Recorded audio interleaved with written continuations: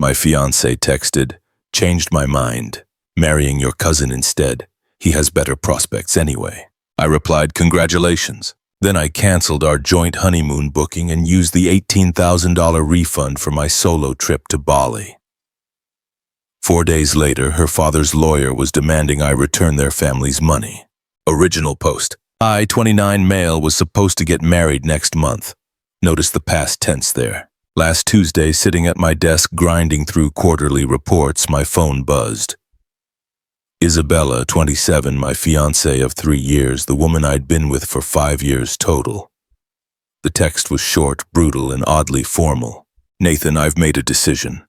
I'm marrying Trevor instead. He has better prospects anyway. The wedding is off. Please don't make this difficult." Trevor, my cousin. The same Trevor, 31M, who'd been coming to our Sunday dinners for the past year, complaining about being single. The same Trevor who just landed some hotshot finance job 3 months ago and wouldn't shut up about his signing bonus. I stared at my phone for maybe 2 minutes, then typed back, "Congratulations." That was it. No argument, no begging, no rage, just one word. Then I got to work. See, Isabella came from money. Old money. Her dad, Harrison, owned multiple businesses and they'd insisted on contributing to our wedding. But here's the thing. They wanted control, so they put the deposits in my name since the groom should handle these things. Their words, not mine. The honeymoon package alone was $18,000. 2 weeks in Bali, 5-star everything, already paid in full. The venue deposit was another $8,000. Catering deposit, $6,000. All technically under my control. By 3 p.m. that day, I'd canceled the honeymoon booking. Got lucky with their 30-day cancellation policy, full refund. Immediately booked a solo trip to Bali for myself. Same resort, better room for 3 weeks instead of 2.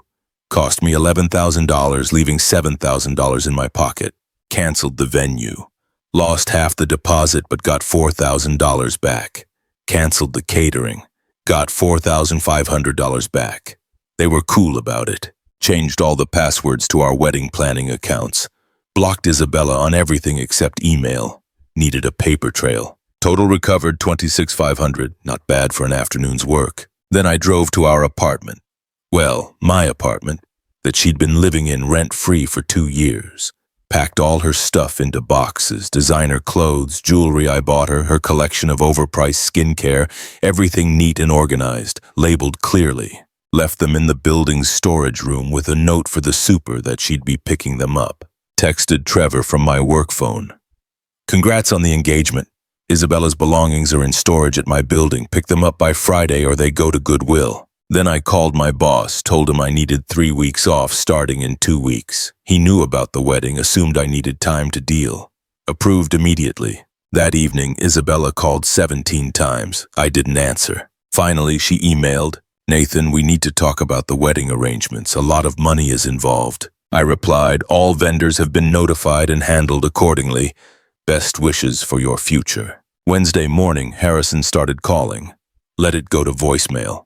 "Nathan, we need to discuss the wedding finances immediately. This is unacceptable." Thursday, Isabella showed up at my office with her sister Monica, 25. Security wouldn't let them up without my approval. I didn't approve. Friday morning, the real fun started. Update 1. So Friday afternoon, I'm packing for Bali when I get a knock at my door. Not Isabella. I'd already made it clear she wasn't welcome. It was a process server. Harrison had his lawyer send me a formal demand letter. The gist? I owed them $32,000. Their investment in the wedding, plus emotional damages to Isabella. They claimed the money given for the wedding was a conditional gift contingent on the marriage happening. And since I'd unilaterally canceled everything, I'd stolen from them. The letter was so full of legal word salad it was almost funny.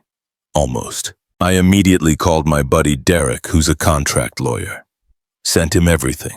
Receipts, text messages, the works. He laughed. Actually laughed. "Dude, they put everything in your name. No written agreement about conditions.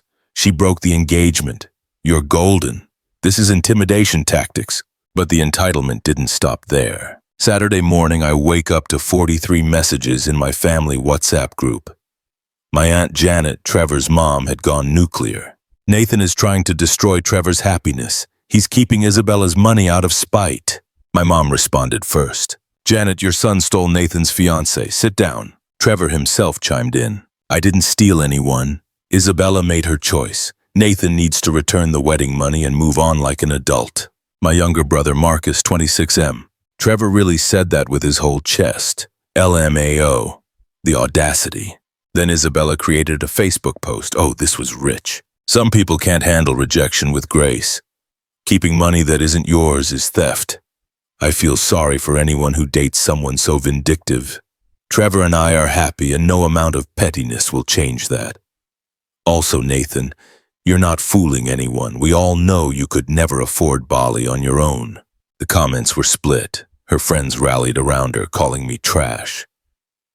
My friends posted screenshots of her text dumping me for my cousin. It turned into a whole thing. But here's where it gets really good. Derek did some digging. Turns out when Harrison gave me those checks for the deposits, he had his assistant email me confirmation of gift for wedding expenses.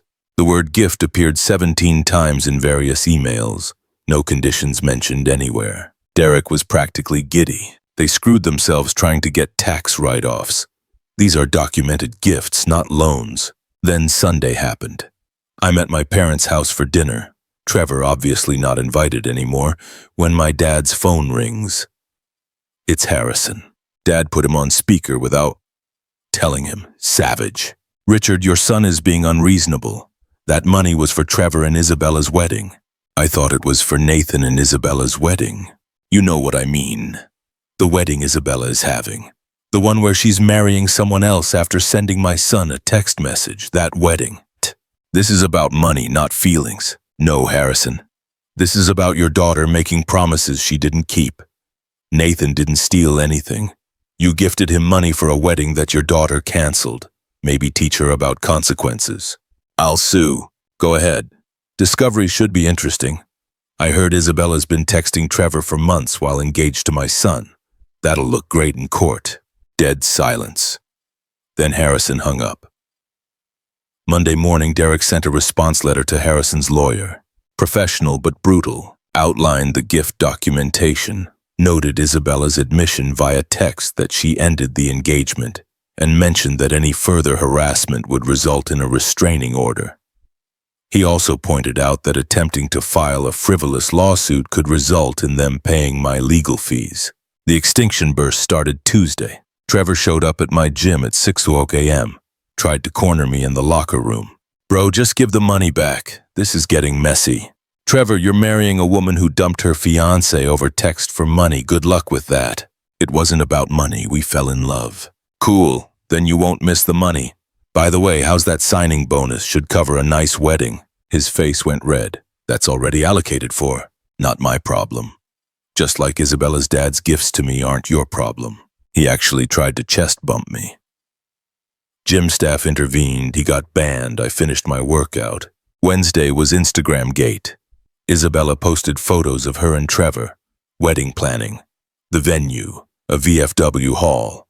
The ring significantly smaller than the one I'd bought her, which she'd returned and I'd already sold. Another $8,000 in my pocket. Her friends were hyping it up, but you could see the difference. The 5-star venue I'd booked versus a community center, premium catering versus what looked like a buffet menu. Then came Thursday's masterpiece. I get an email from Isabella herself. Not her dad, not lawyers, just her. Nathan, I know you're hurt, but this is getting ridiculous. Yes, I fell for Trevor. It happens. We didn't plan it, but keeping that money is wrong. It was my father's money for my wedding. You're being petty and everyone knows it. Trevor doesn't have the funds to pay for everything like you did. If you ever cared about me, you'd do the right thing. Please.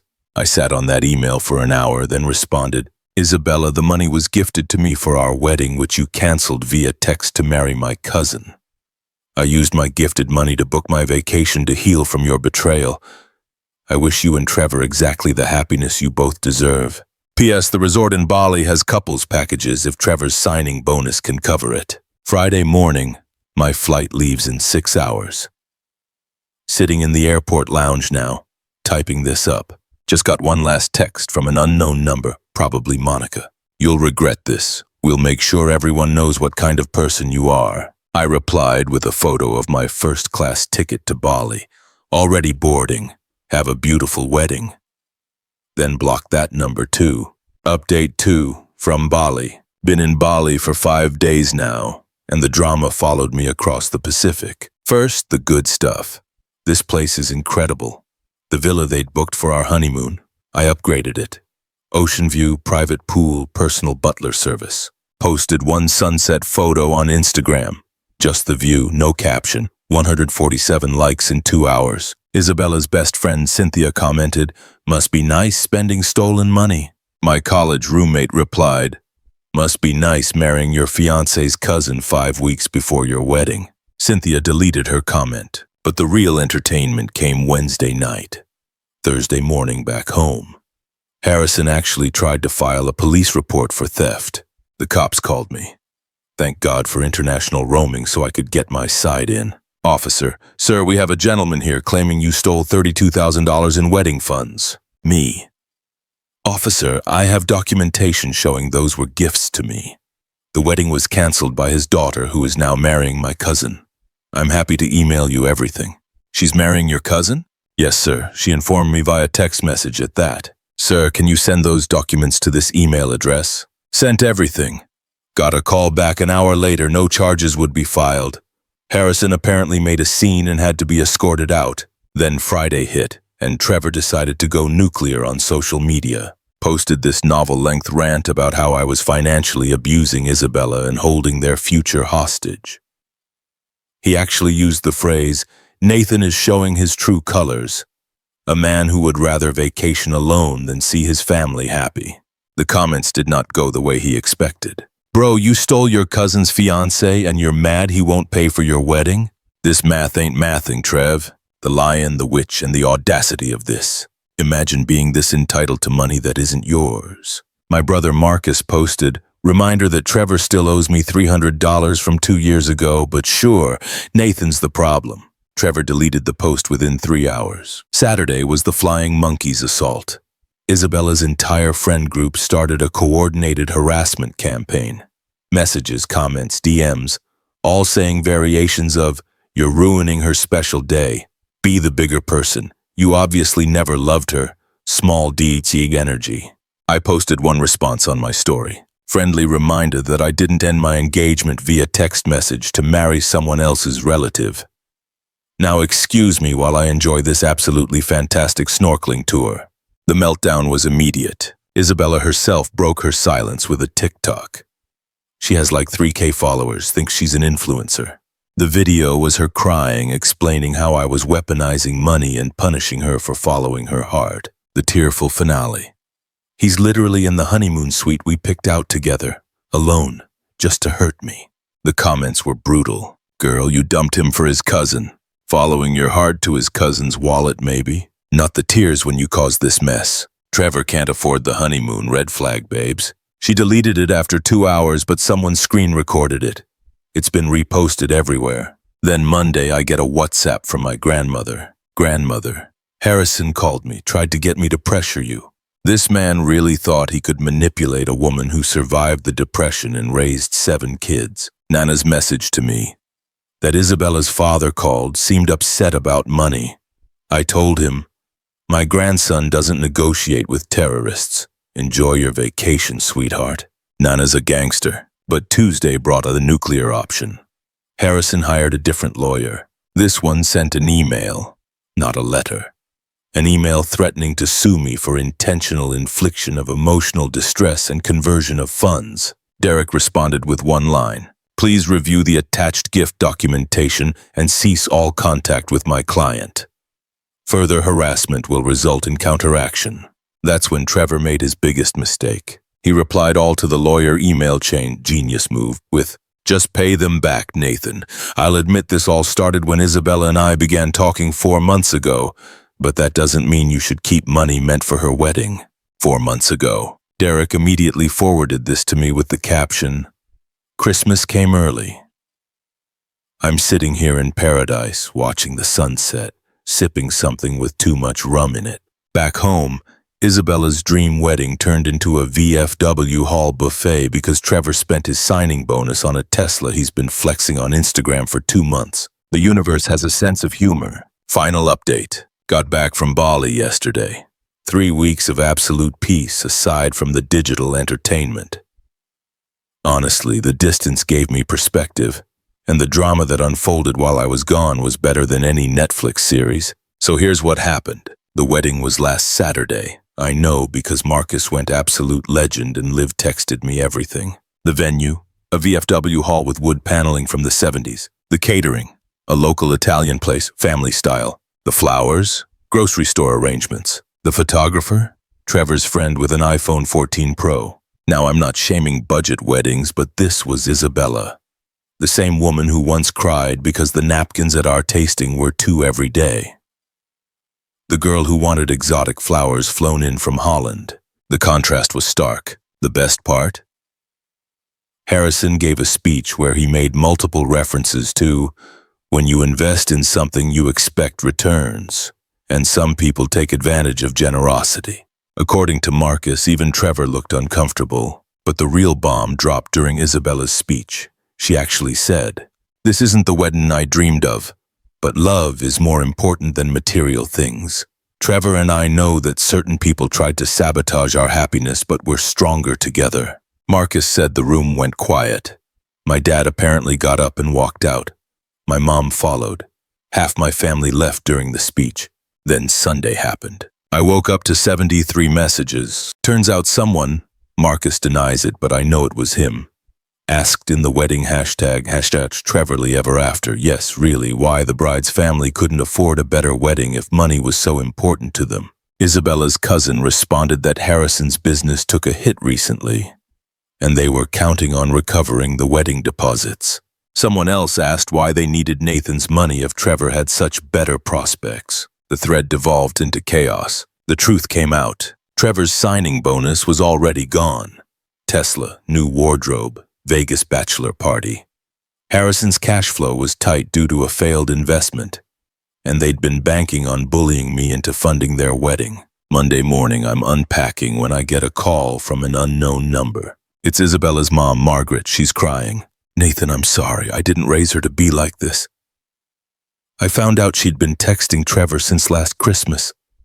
I'm so sorry. Harrison and I are separating. This whole situation showed me who he really is." Plot twist I didn't see coming. Then yesterday, the final act. Isabella texts me from a new number. "Nathan, I made a mistake. Trevor isn't who I thought he was. The wedding was humiliating. Everyone was comparing it to what ours would have been. Trevor's already complaining about money. His mom made comments about my family being overdramatic about the deposits.